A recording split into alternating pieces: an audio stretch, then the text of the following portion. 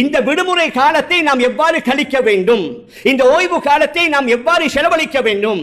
அந்நியவர்களை போன்று வெறும் கூத்து கும்மாளங்கள், அதாவது விளையாட்டு போட்டிகள் அல்லது வேற வகையான அதாவது என்டர்டைன்மெண்ட், அதாவது அவர்களுடைய கால நேரங்களை போக்குவதற்காக வேண்டி பொழுதுபோக்கு காட்சிகள் கண்காட்சிகள் இதிலே மட்டும் நாங்கள் செலவழித்தோம் என்றா நமக்கும் அவர்களுக்கு மத்தியில் வித்தியாசமே இல்லை.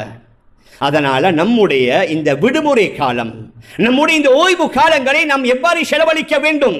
இப்ப எங்கட நாட்டில் மட்டுமல்ல, முழு உலகத்திலேயும் அந்த லீவு நாட்கள் வந்தா இப்ப அநேகமாக அந்த சுற்றுப்பயணம் போவது என்பது அது அத்தியாவசியமான ஒன்றாக மாறிவிட்டது. ஒரு 30-40 வருடங்களுக்கு முன்னால் அப்படி ஒன்றை நாங்கள் காணல்ல, அப்படி ஒன்று இருக்கல்ல, என்று அந்த அளவுக்கு வாகன வசதிகளும் இருக்கல்ல. அதனால் அந்த காலத்தில் வாழ்ந்தவர்களுக்கு அப்படி ஒன்றே தெரியல. ஆனால் இப்போ ஏதாவது ஒரு வெள்ளிக்கிழமை லீவு வந்தா போதும், தொடர்ந்து 3 நாள் லீவு, எல்லாருமே பிளான் பண்ணிடுவாங்க. எங்க போற, குடும்பத்தோடு எங்க போற, எங்களோட நாட்கள் எப்படி கழிக்கிற. நான் எதை சொல்ல வாரேன் என்றால் சுற்றுப்பயணமோ பிரயாணமோ அதற்கும் நம்முடைய மார்க்கத்தில் வழிகாட்டுதல் இருக்குது. பொதுவாக இஸ்லாமிய சரித்திரத்தை நாம் எடுத்து பார்த்தோம் என்றால் பிரயாணம் மிக முக்கியமான 3 நோக்கங்களுக்காக பிரயாணம் நடந்திருக்குது. அதிலிருந்து நபிமார்கள் கூட விதிவிலக்கு அல்ல. நபிமார்கள் கூட பிரயாணம் செய்திருக்கிறார்கள்.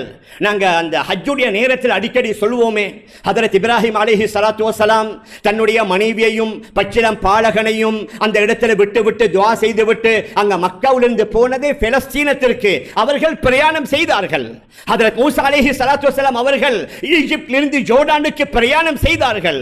நபி ஸல்லல்லாஹு அலைஹி வஸல்லம் நுபுவத்திற்கு முன்னால ஷாம் தேசம், யமன், மிஸ்ர் போன்ற பல பகுதிகளுக்கு பிரயாணம் செய்ததாக சரித்திரத்தில் பதிவாக இருக்குது. குர்ஆன்ல குறைஷியர்களுடைய பிரயாணங்களை கூட அல்லாஹ் ஞாபகப்படுத்துகின்றான். லீலாஃபி குரைஷ் ஈலாஃபிஹிம் ரிஹ்லத்தஷ் ஷிதாஇ வஸ்ஸைஃப். குறைஷியர்கள் கோடை காலத்துடைய குளிர்காலத்துடைய 2 பிரயாணங்களை அல்லாஹ் அவர்களுக்கு இலகுவாக்கி கொடுத்தான். அர்-ரிஹ்லாண்ட பிரயாணம். துபாய் போன்ற அந்த விமான நிலையங்கள்ல அரபியில அனௌன்ஸ் பண்ணும்போது நீங்க அந்த அர்-ரிஹ்லா என்ற வார்த்தையை காதால செவிமடுத்திருப்பீங்க.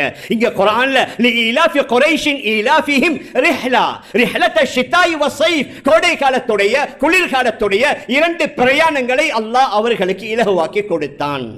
அந்த குறைஷியர்களுடைய பிரயாணங்களையும் அல்லாஹ் குர்ஆன்ல ஞாபகப்படுத்தி இருக்கிறான். ஆனால் நம்முடைய இஸ்லாமியர்களுடைய பிரயாணம் அநேகமாக 3 நோக்கங்களுக்காக. ஒன்று வியாபார நிமித்தம், இரண்டாவது அல்லாஹ்வுடைய பாதையில ஜிஹாதுக்காக, புனித போருக்காக, மூன்றாவது அறிவை கல்வியை கற்பதற்காக. இப்பொழுது 2ஐ நாம் பார்க்கலாம். வியாபாரத்திற்காக பிரயாணம், கல்வியை கற்பதற்காக வேண்டிய உண்டான பிரயாணம், இந்த 2ம் நடந்து கொண்டிருக்கிறது. ஜிஹாதிற்குரிய பிரயாணம் அது ரொம்ப குறைவாகத்தான் இருக்குது.